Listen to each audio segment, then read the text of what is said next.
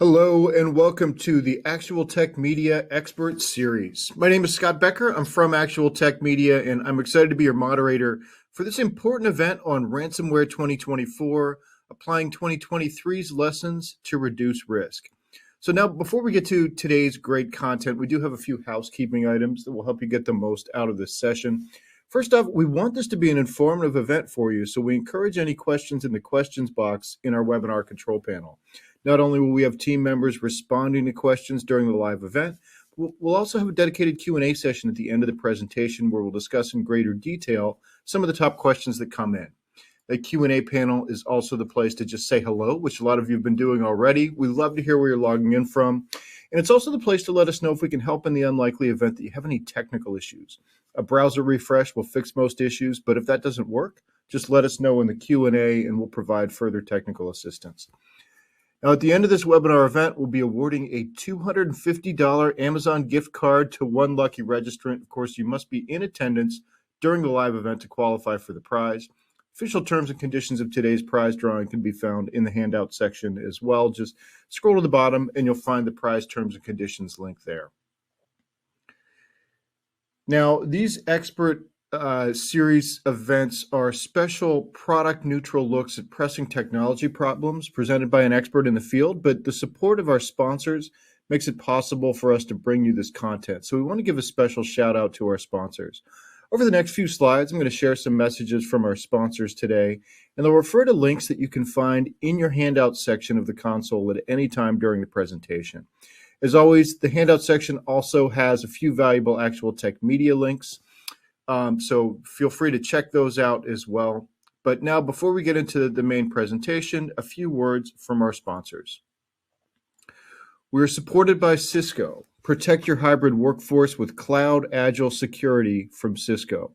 Cisco Secure Access is a cloud-delivered security service edge solution grounded in zero trust that gives users an exceptional user experience and protected access from any device to anywhere. Cisco Secure Access includes all of the core SSE components like Secure Web Gateway, CASB, ZTNA, and Firewall as a Service, plus an extended set of capabilities such as multi-mode DLP, DNS security, remote browser isolation, sandboxing, and AI-powered Talos threat intelligence, all in one license and management platform. You can learn more about Cisco Secure Access at the link on your screen or the one in your handouts.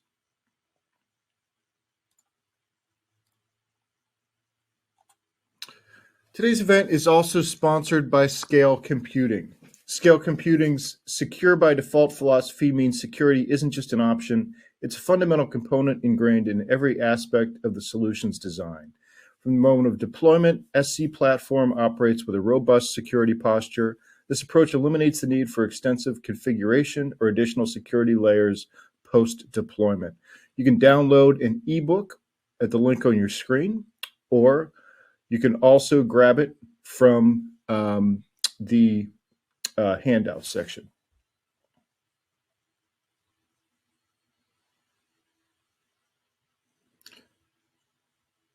And before I go into the next message, we do have a question here from Patrick Thompson, who's asking, just confirming, those of us watching, attending this webinar online remotely qualify for the award draw, right? That is absolutely correct, Patrick. That's the way it works. Everybody who's on the session, remote, it's all online.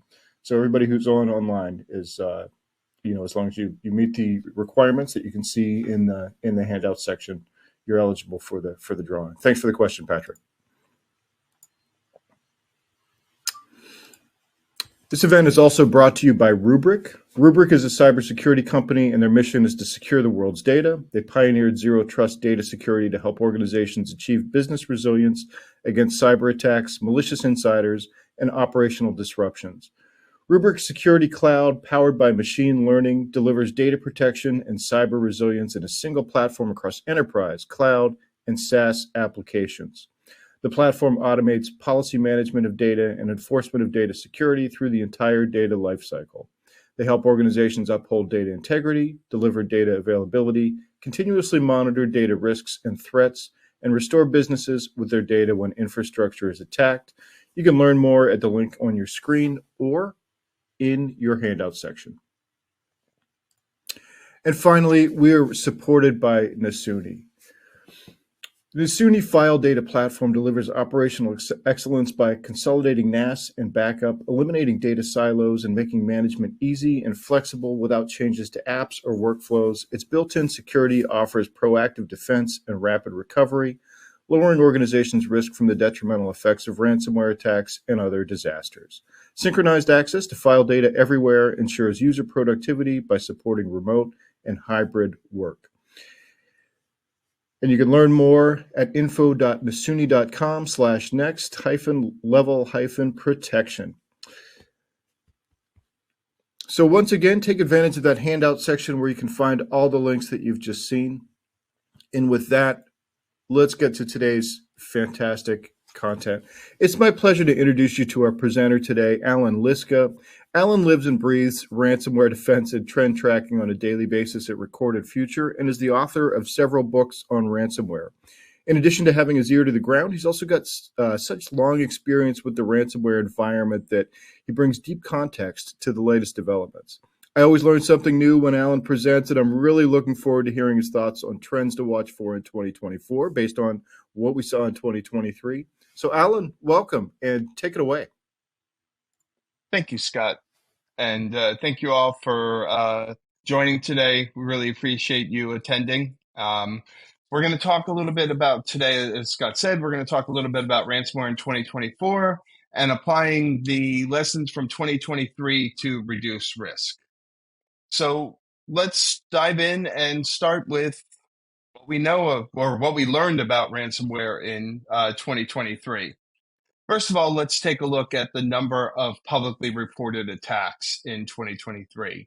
And I'll make the usual disclaimer here.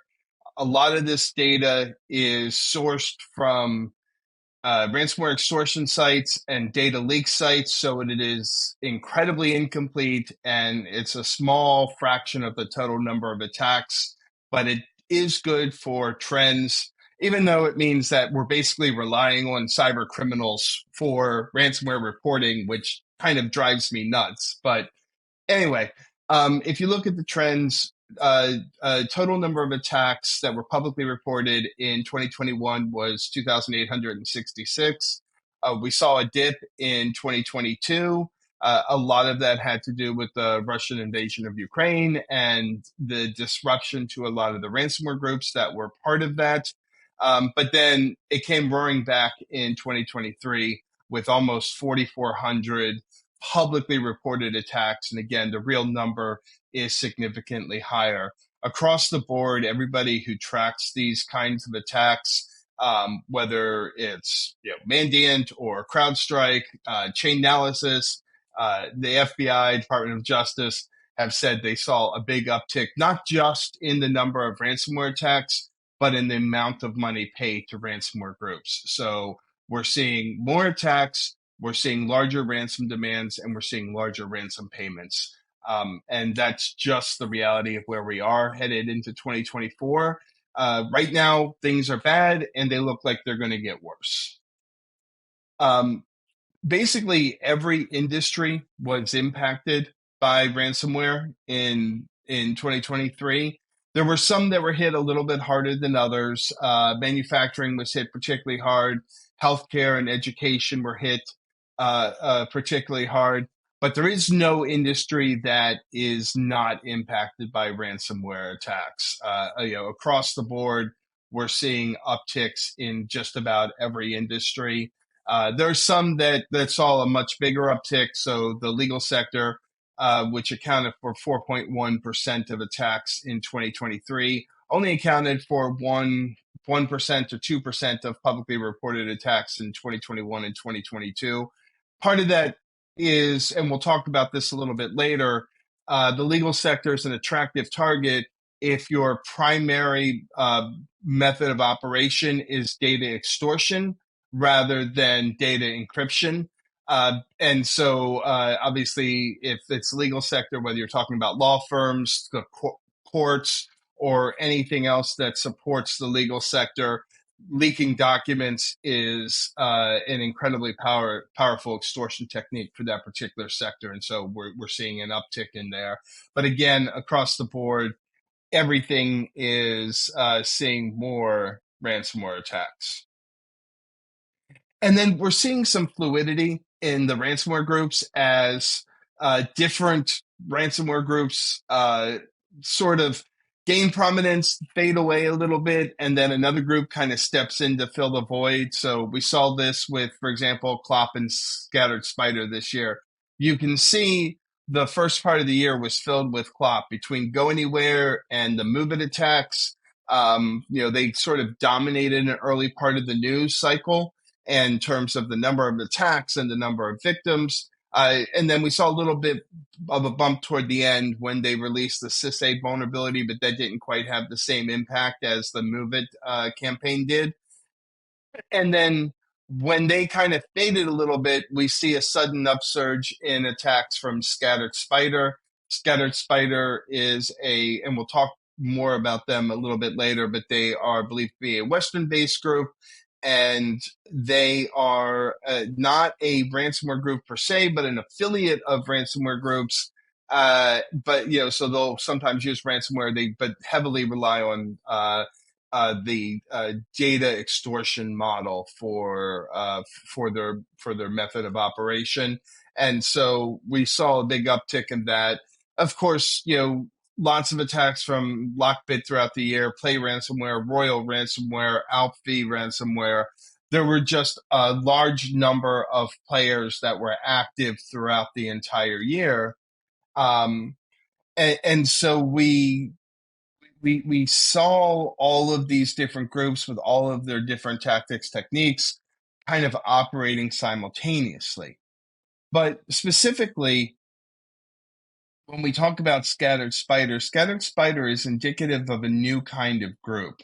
So we tend to think of most ransomware operations being located, or at least the core of the group is located in Russia.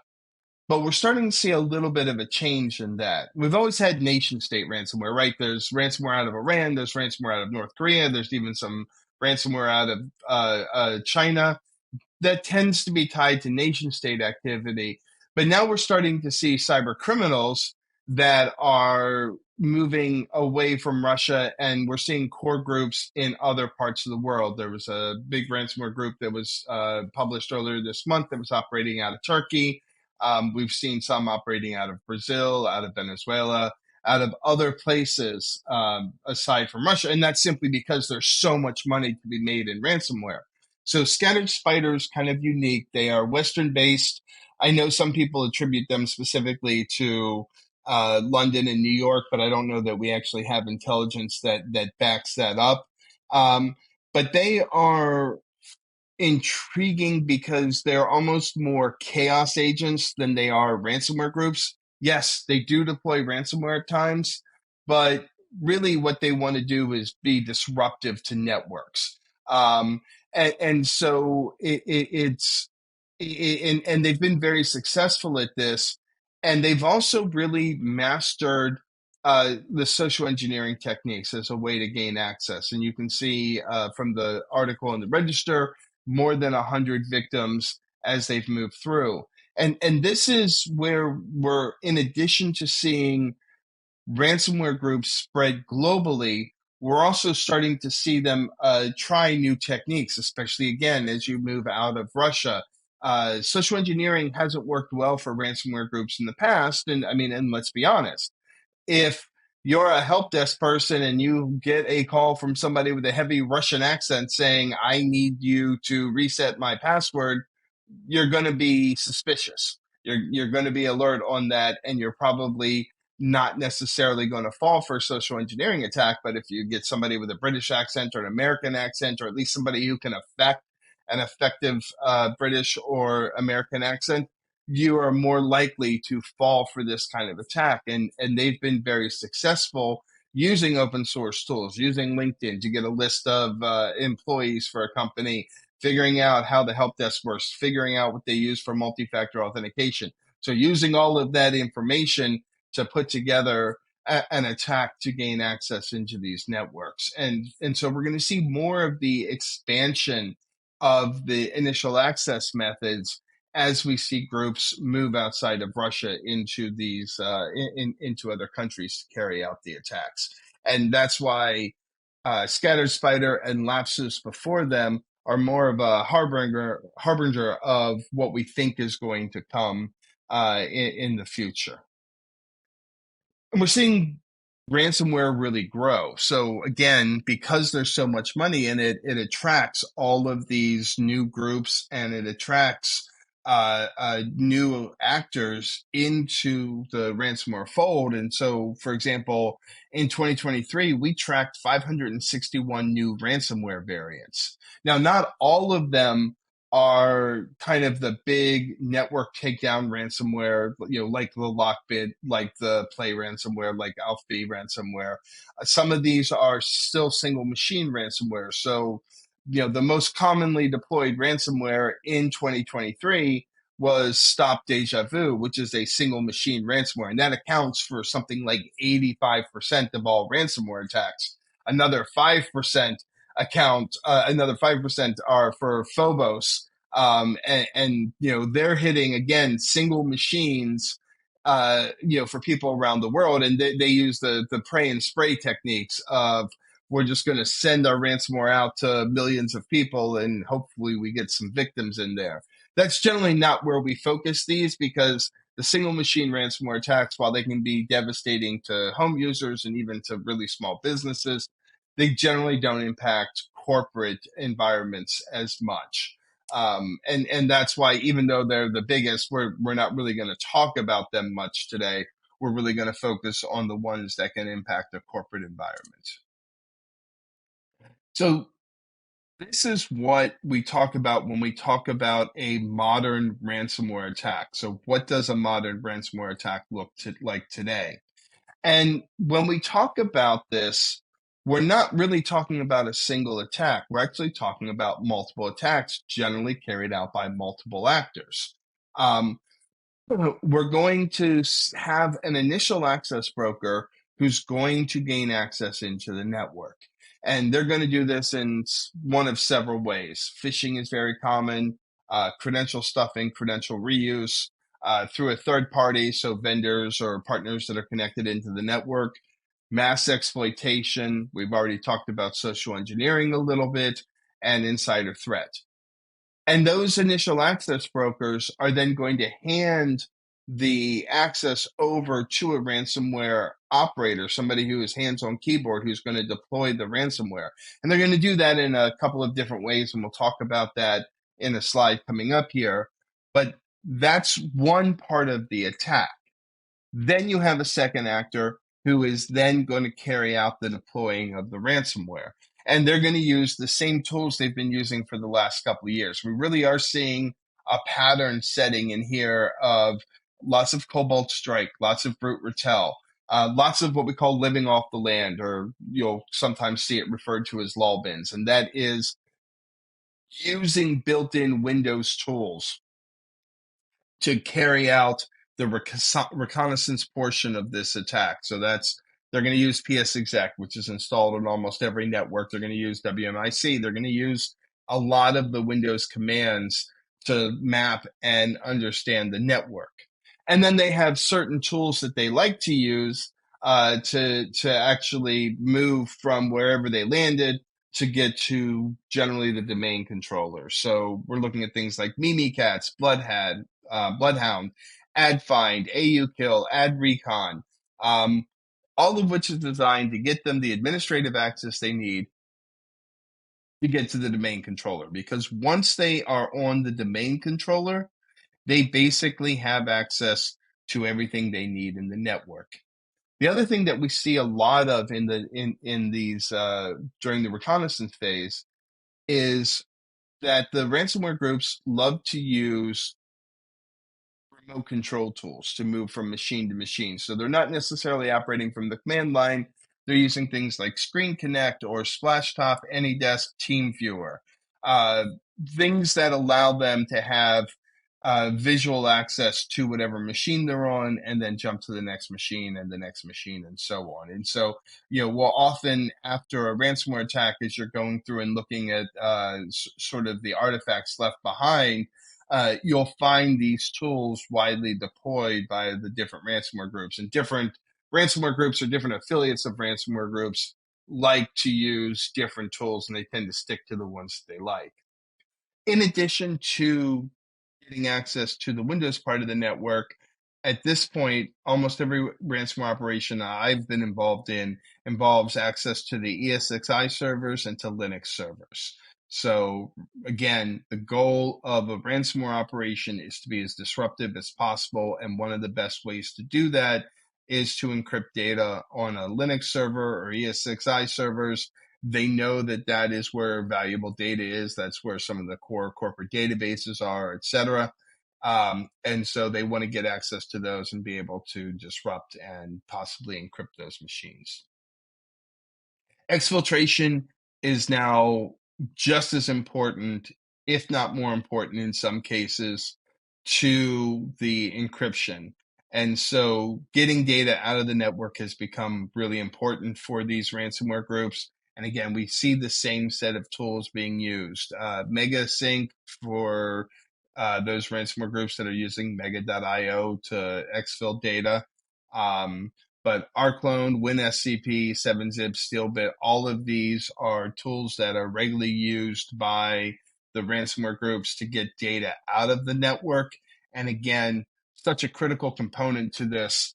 And why, when we talk about how you protect against ransomware attacks these days, yes, it's important to have backups for the encryption, but the backups don't solve the problem of having your data exfiltrated out of your network and being used as leverage against your organization by the ransomware actors. So really it becomes much more important. And that's why laying this out is so important, even though this is a really long slide to go through, so you can understand where you have the options to stop the ransomware actor. Because even if you can stop the encryption, if they've stolen your data, they still have leverage over your organization. And so you want to be able to stop it during that exfiltration stage or earlier, so that you don't give them that leverage. And then for those ransomware groups that do deploy ransomware, they're doing the same thing from the domain controller. They're pushing out files to encrypt. They'll generally test it on one or two machines of the network and then deploy it to the rest of the network. They're going to delete your shadow copies on every machine. If they find and have access to your backup server, they are going to delete your backups. And then some of them will try to cover their tracks, remove or roll over logs to hide, to kind of hide any artifacts that they may have left behind. Most of them don't care enough to do that, but we have seen that done occasionally.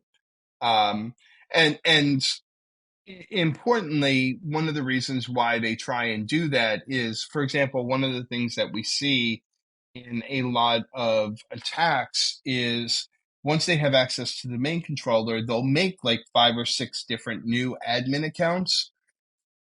And they will use 1 or 2 of them during the attack, but they'll leave the others idle in case they lose access, in case you find them. It gives them an easy way back into the network. So by covering their logs or trying to roll over the logs, they're trying to hide things like, oh yeah, we made 5 domain admin accounts, and they're hoping that as you go through and do your forensic analysis, that you don't notice the extra domain accounts. Then finally, after the attack, you often are dealing with yet another actor. You're dealing with generally the person that created the ransomware as a service, the RAS operator, and who rented out their ransomware to whoever was the person at the keyboard. Now, not always. Sometimes the operator lets the different affiliates handle the negotiation and everything like that. But some of the RAS operators like to manage everything themselves when it comes to negotiation. They're the ones that are going to take the money. If a ransom is paid, they're going to launder the money, and they're going to make sure the affiliate gets their cut of whatever attack is there. And if they don't get paid, they're going to figure out if there are ways that they can monetize the data that was stolen. So I know that's a lot to kind of go through and process, but I just really wanted to lay out exactly what these kind of attacks look like and how they tend to operate. So this is where this kind of triangle comes from. Because the ransomware is so big, so popular, and there's so many ransoms being paid right now because there are so many attacks. What's interesting is in 2023, we didn't see an increase in the number of victims paying the ransom as a percentage. In fact, by some accounts, if you talk to some people, the number of victims who paid the ransom went down. There were just so many more victims, so you wind up still making a whole lot of money from from a smaller percentage of victims, but an overall larger number. And so this triangle becomes really important because you need all three of these for ransomware to continue to operate as efficiently as it has. So you have that initial access broker who's gains the access, maintains it, and then auctions it off.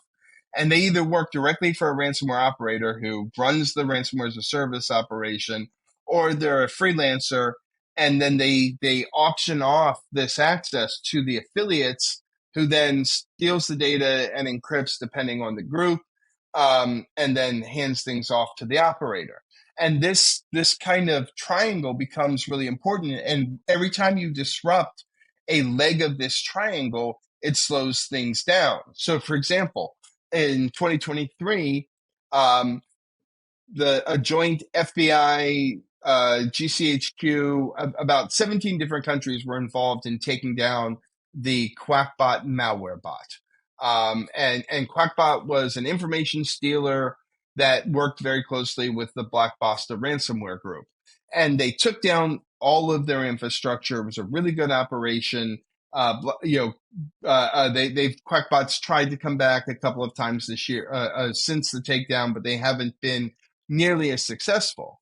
Well, taking down Quackbot, one of Quackbot's biggest customers was the Black Basta ransomware group and all of their affiliates. They relied on Quackbot in order to in order to get that initial access. And they basically invested heavily in using just Quackbot for that version of initial access. So shutting down Quackbot effectively disrupted the Black Basta ransomware for months while they tried to regroup and find a new way to get the initial access and so on. In the meantime, they lost a lot of their affiliates to other ransomware groups because there was no money to be made because they weren't getting a steady stream of new victims from Quackbot. So this triangle here is really important because it shows how interdependent it is. Yes, it's a sign of how big the ransomware gig economy is, that there are so many different people making money from it that everybody's getting rich, unfortunately, except the victims. But it also shows how interdependent the different groups are. And if you can disrupt one part of this triangle, you can actually be disruptive to the ransomware chain. Again, obviously, it didn't slow things down too much because we saw more ransomware attacks last year, significantly more than in 2022. But it did slow down this one group. And, if you can keep doing that, if law enforcement can keep doing these kind of disruptive attacks, but, stack them one on top of each other, it does have the ability to actually slow down ransomware. And again, because there's been so much money in ransomware for the last couple years, there's a complex and lucrative underground economy in support of ransomware operations. So you have the initial access brokers, which again, they work as a force multiplier. If you are an affiliate and you have to go get your initial access and then deploy it, you're going to move a lot slower. Whereas if you can buy that initial access, you've already taken a big chunk of the challenge for getting your ransomware deployed, taking that out of the picture, and that allows you to be much more efficient in going after as many victims as possible. Um, and that's why it's so important to think about these different parts of the operation, that initial access, that data theft and encryption, because that shows you where we can target to have the biggest impact in our disruption operations. And there are governments around the world are working very hard to be disruptive in in their operations, and they're getting better at doing that. Just this week, Australia um, identified the threat actor behind the Medibank ransomware operation. And they didn't just identify the group, they identified the specific cyber criminal by name who was behind it. Now, again, we know the problem with that. And Scott, you and I have talked about this so many times. The dude's in Russia, so we can't really touch him. But now his name and his face and his email address and his Telegram accounts and everything else are plastered all over major news sites around the world. And so hopefully this kind of name and shame will eventually have an impact. If we can do things like that, I think it does eventually have an impact, because now he's got to be a little more worried, and he's got to be a little more careful about what he does, knowing that everybody knows who he is, knowing that all of his online aliases are now publicly exposed. And more importantly, there are a whole bunch of researchers who are going to be able to make connections from his old aliases to his new aliases and to his next aliases and the cryptocurrency wallets and everything else that are associated with that. And we all make mistakes. Even, seasoned cyber criminals make mistakes. And when we find those mistakes, it gives us an ability to disrupt their operations. Before you even get to the initial access part, though, I think it's important that we talk a little bit about information stealers. So Quackbot, one of the things it was an information stealer, but it also had loaders that could be used to deploy ransomware.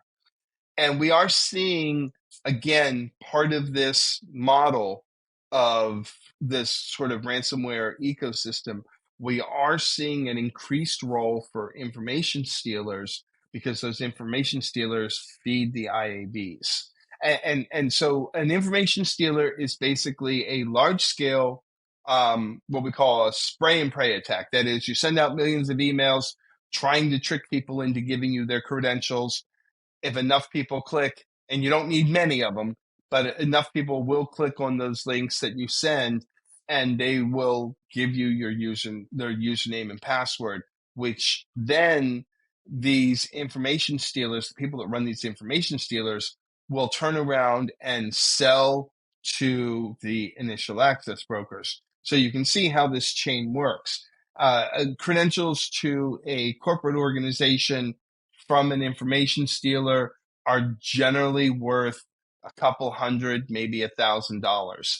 The IABs will buy them up for that much, and then they will use that to gain access to those corporate networks. So they'll bulk buy them.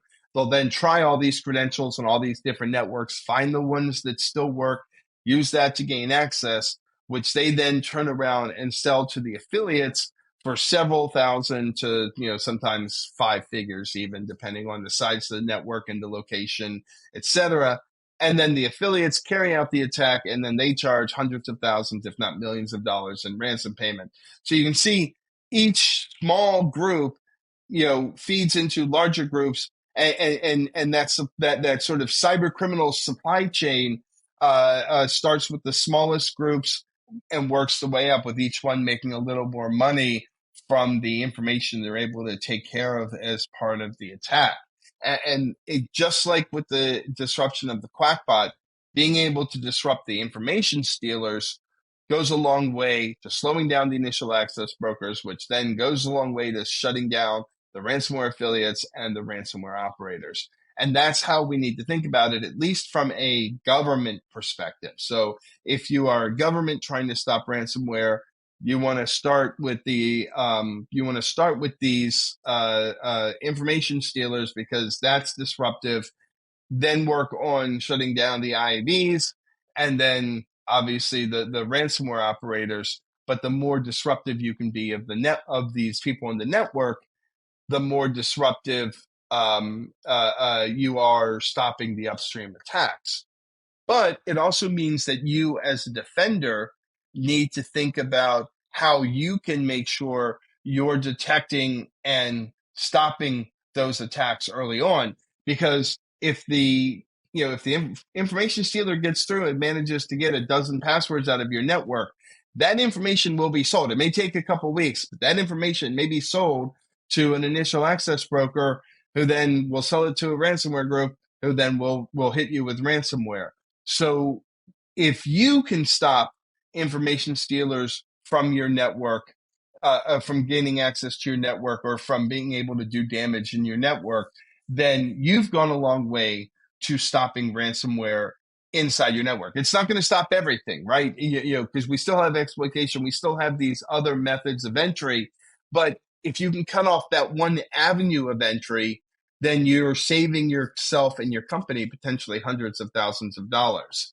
And so, again, going back to the chart that we talked about, that phishing and credential stuffing reuse, that accounts for a big chunk of the initial access that we see in these networks. So it's not just warning people about phishing. Yes, you need to have phishing training.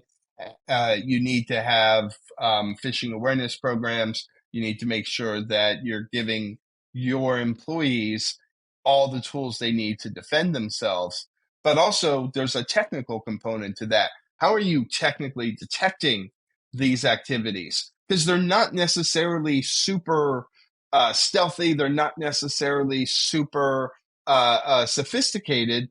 They are, again, large-scale campaigns trying to gain access to your network. So what technical protections do you have in place to stop this kind of activity?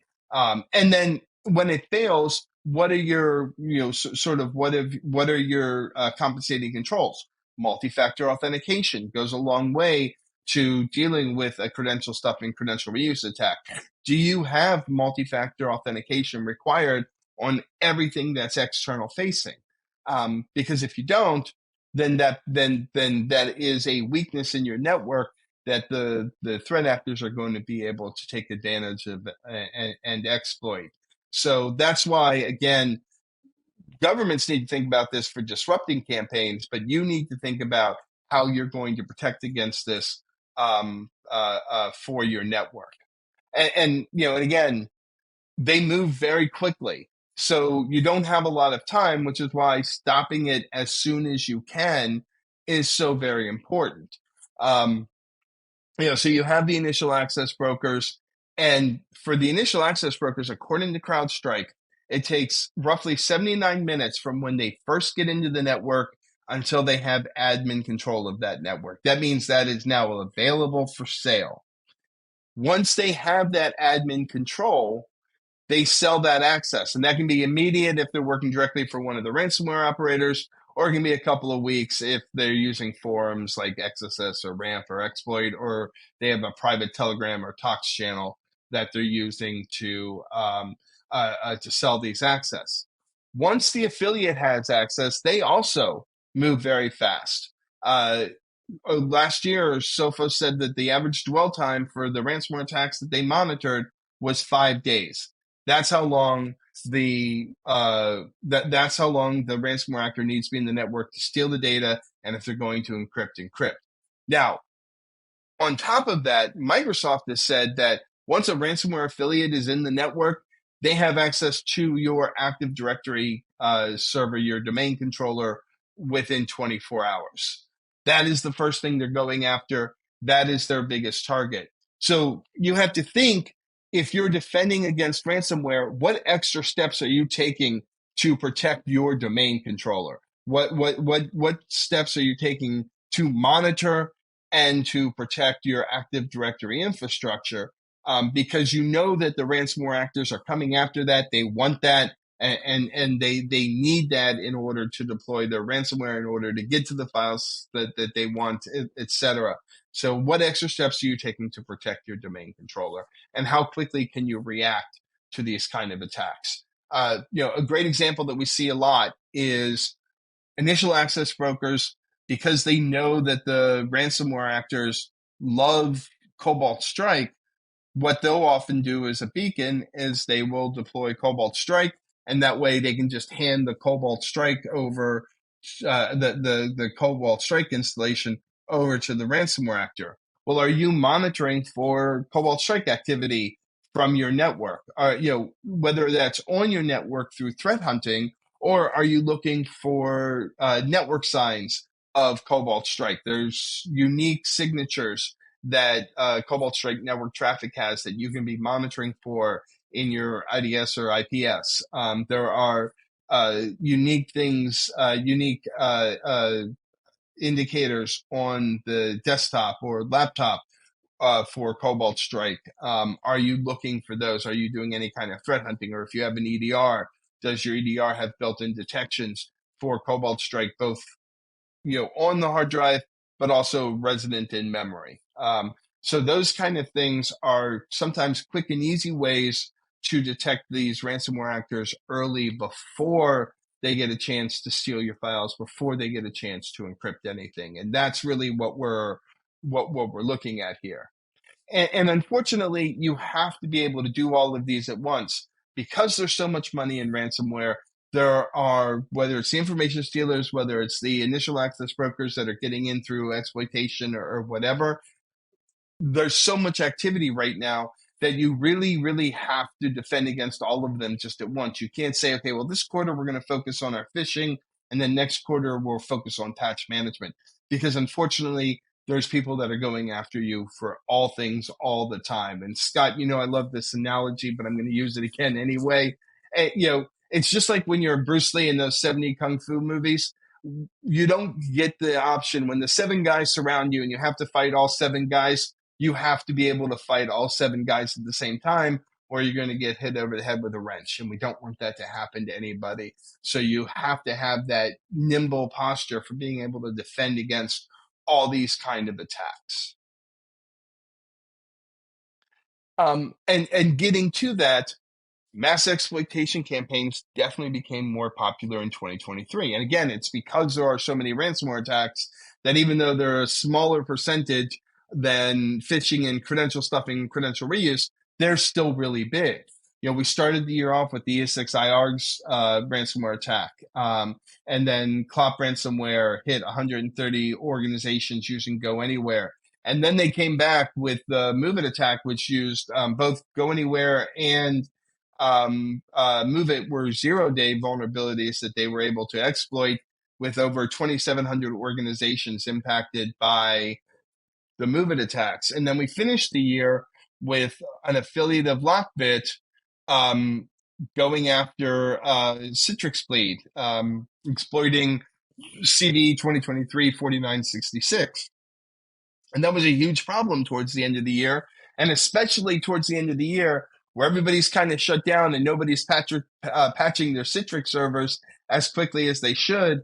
And Lockbit was able to jump in, or Lockbit affiliate was able to jump in and take advantage of that and hit hundreds of servers toward the end of the year. So these mass exploitation campaigns are really critical. And it means that anything that is internet facing, you have to be able to patch quickly. You absolutely have to prioritize patching it. You often have 24, 48 hours after a new vulnerability is released, especially one that's remote code executable, and especially one that ransomware groups are familiar with, or the initial access brokers are familiar with. You often have 24 to 48 hours before they figure out how to exploit it and start mass scanning, looking for vulnerable systems. Again, we've talked about this a few times. So many of these ransomware groups, and the newer ones especially, are moving toward extortion only. It's easy. You can get in and out quickly, and the data is valuable, whether it's valuable because you pay or whether it's valuable because it's available for sale on the open market.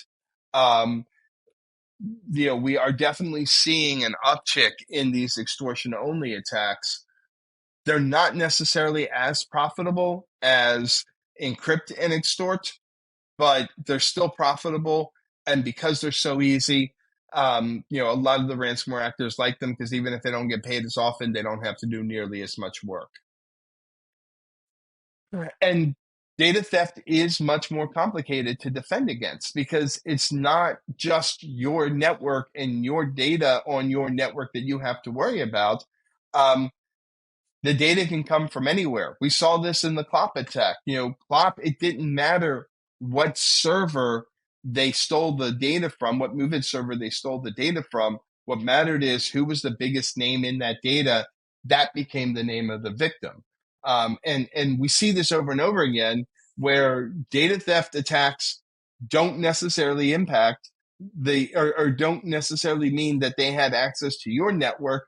They may have had access to a network of one of your partners, one of your vendors, or one of your partners' partners or vendors' vendors. And so that is an additional challenge because you have to not only know how secure your data is in your network, but how secure is your data in other people's networks as well.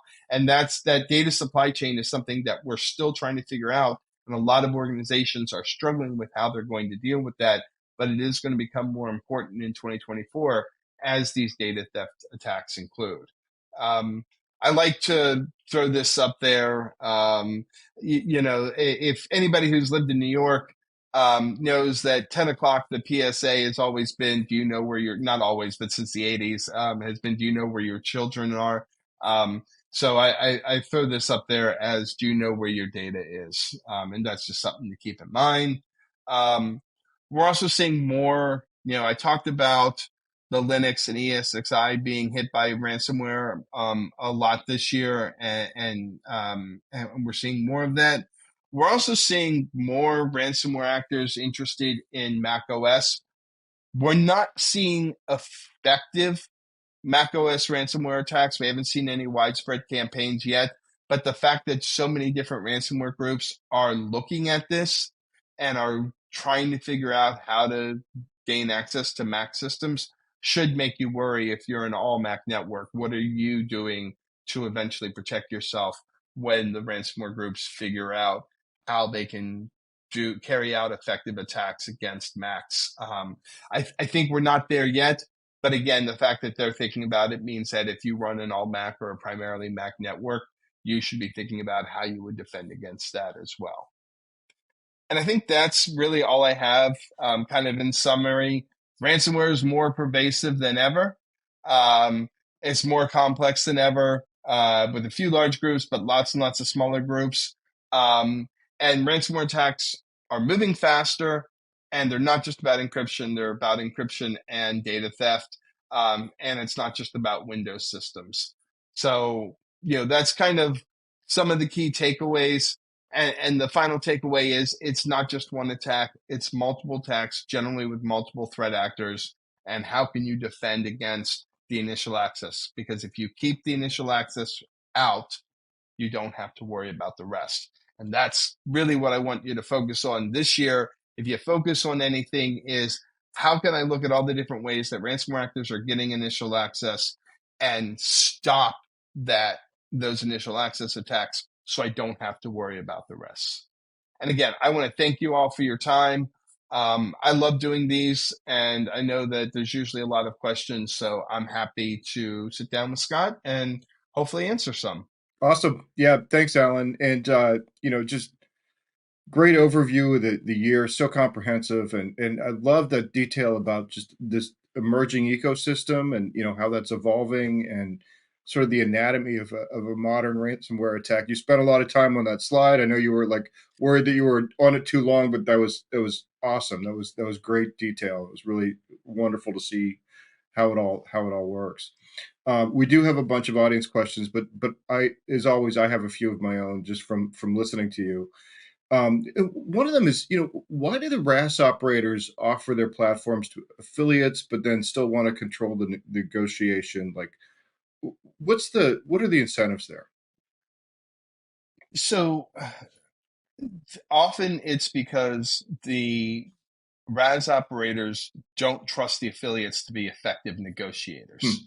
The RAS operators, and you have to put yourself in the mindset of these RAS operators. They think of themselves as savvy businessmen. They're not, they're criminals. But That's not how they think of themselves. They think of themselves as savvy businessmen, and so they want to carry out the negotiations because they don't trust the affiliates. They'll either take too low of an offer, um, or they'll mess up the negotiation and not get any money at all. And so the RAS operators want to handle that part. They want to process the money. They want to do the money laundering, and they want to make sure that they also, of course, because it's criminals dealing with criminals, they want to make sure they're not getting ripped off too. So they know what the final amount is, and they're getting their proper cut of it. Okay, Right, gotcha. exactly. Yeah. In a related question to that, is there an advantage to entering negotiations with, with the RAS operators if you're a victim, even if you have no intention of paying? Is there ever a benefit to that, or is it like if you're not going to pay, just work on fixing your systems and ignore them? Yeah, so I always think that there is a benefit to that if you have a professional negotiator. I'm always amazed at the intelligence that a professional negotiator can drag out of a ransomware operator, Mm. and they can string them along for, usually a week, and get a lot of valuable data from them, before the operator eventually gets frustrated and ends the negotiation. Um, but consistently, I've seen really good intelligence that has been dragged out from this. Things like how did they get into the network, Mm. or what their thought process is for why they're going to charge as much as they are for ransom, or what they understand about your network and the industry that you're in. There is always really useful information that comes from those negotiations. Again, when it's done by a professional negotiator. If I would get in, I'd just sit and cuss at them the whole time, and that's not productive.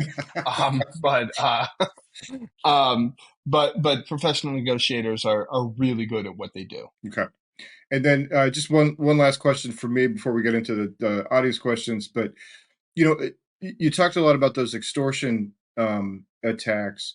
What's the percentage that you're seeing now of like encryption only versus either extortion only or encryption with an extortion component? So I think in 2023, about 40% of the attacks were encryption only, or excuse me, were data theft and with no encryption. Okay. So 60% involved encryption, 40% didn't. Now that number may have been thrown off by the CLOP move it attacks, because that was 2,700 victims that we know of. So that's a relatively huge number, and there was no encryption involved in that particular attack. So we'll see how that settles out in 2024 if those numbers still continue. And we'll likely see another big CLOP attack anyway, and CLOP has moved entirely to data theft. So Okay. All right. Um, all right. I've got to stop asking you questions and get into the audience questions here because I could do this all day. First one here from the audience. Not many relate brute force attacks to ransomware. Are attackers still using that method to target like RDP endpoints to connect to corporate networks remotely to conduct and execute ransomware attacks? yeah, we still see that. That tends to be some of the low-level initial access brokers that just will scan for any RDP and then try like the top 1,000 passwords. They tend to be not as effective because those systems that were vulnerable to it have been hit a long time ago, because there are so many Mhm. people that are targeting it. Um, Instead, what we tend to see now are, if they find a system that they have a login prompt for, they'll go look through any of the underground forums or marketplaces and look to see if anybody has credentials for that particular network, and then go from there. So not a blind brute force, but oh hey, we have 20 employee credentials. Let's see if any of them work on this system that we have a login prompt for. Okay. Okay. Great. I've got a question here. Is it true that paying a ransom is not recommended? What is there any sort of evolving advice on ransomware payments? Yeah, so I think it's really interesting.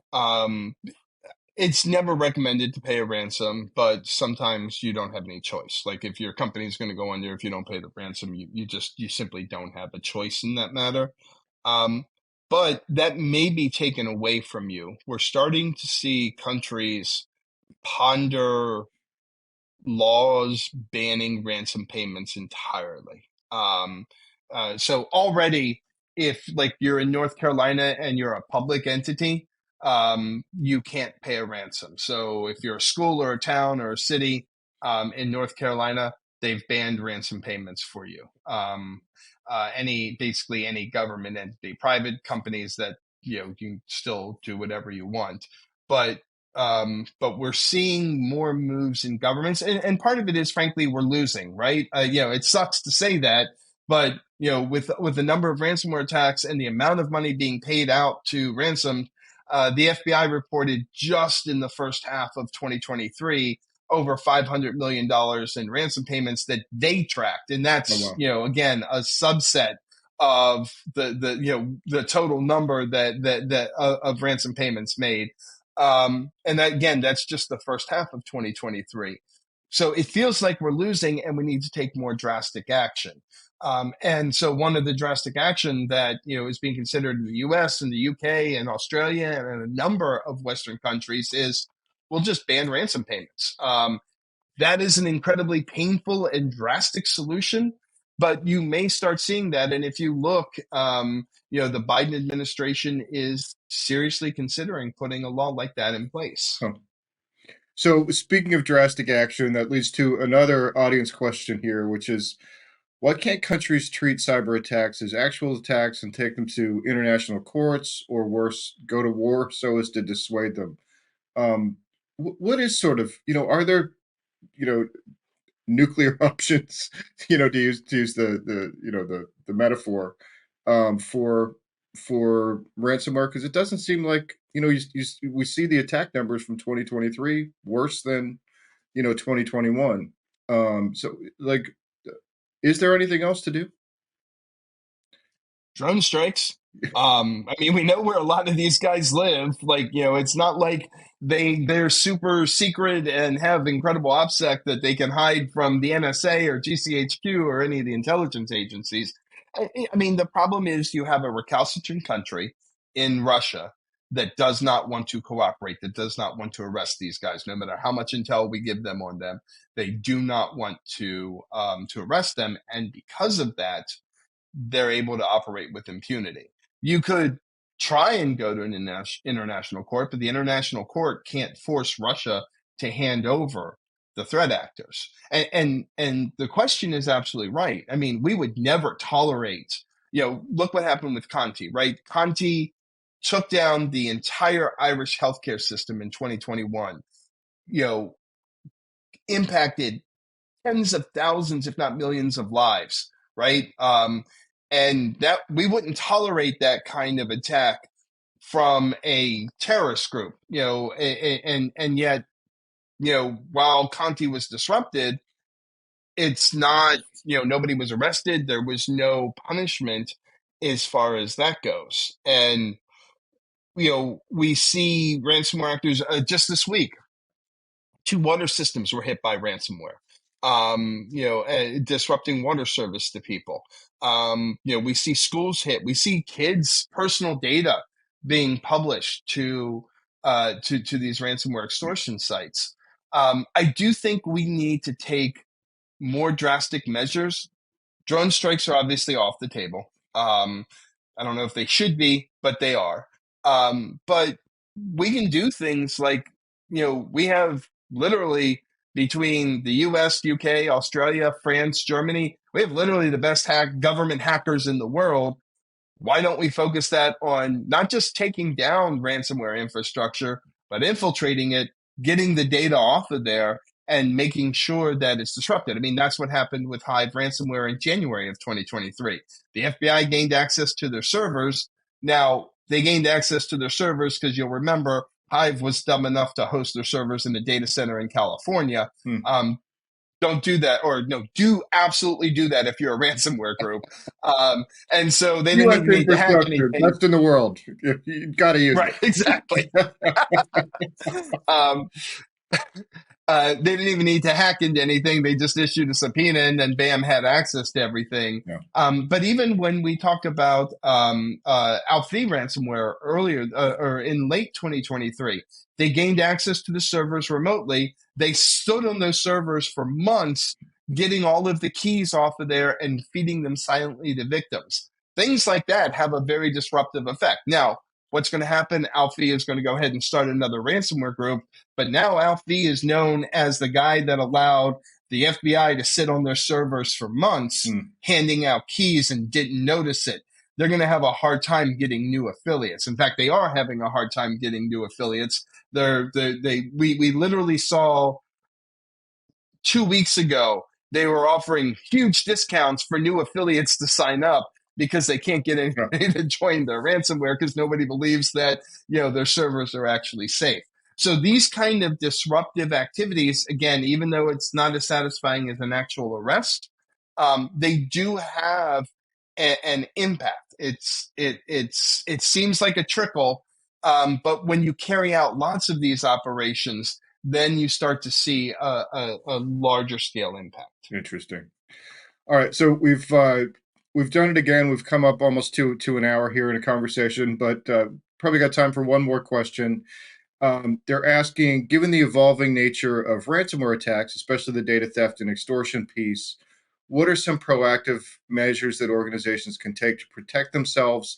And is it, and I'm kind of adding to the question here, but is it important to switch your mix up a little bit because of your mix of defenses that you're relying on, to what you might have focused on in an encryption only environment?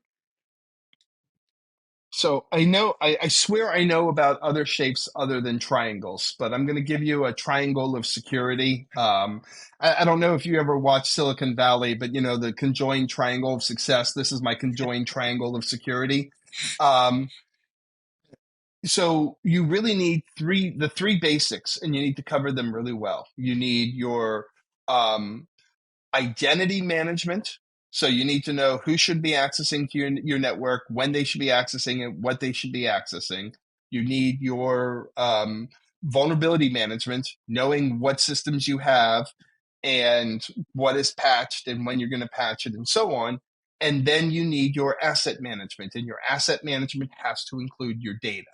So you need to know not just what systems you have out there, which is important for vulnerability management and identity management, but also what data is on what systems and how it's secured, both inside and outside of your network. And if you do those three things, you're going a long way to protect yourself from ransomware actors. And you're going a long way, even if they gain access, from knowing, okay, this data is encrypted at rest. So it's going to be that much harder if the ransomware actors steal it. They're going to be stealing garbled data, right? And so knowing all of that, then that allows you to put better overlay controls over it. But you have to know those three basics in order to move forward. And that's really where I tell people to focus. If they can get that done, that identity management, the vulnerability management, and the data management and asset management, that is going to go a long way to keep your organization safe. All right. Well, I think that's an excellent place to leave it. Allan, thanks as always. Really appreciate you coming on. Yeah, no problem. This is always fun. Fantastic questions. And thank you all again for attending.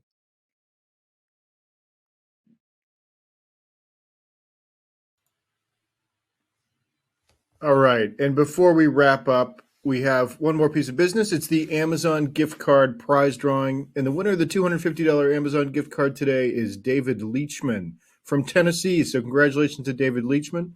We'll be in touch to get you your card. And with that, on behalf of the Actual Tech Media team, I want to thank our sponsors for making this event possible. That was Cisco, Scale Computing, Rubrik, and Nasuni. And thanks as always for attending and for your great questions today. That's going to conclude this event. Have a great weekend, everybody.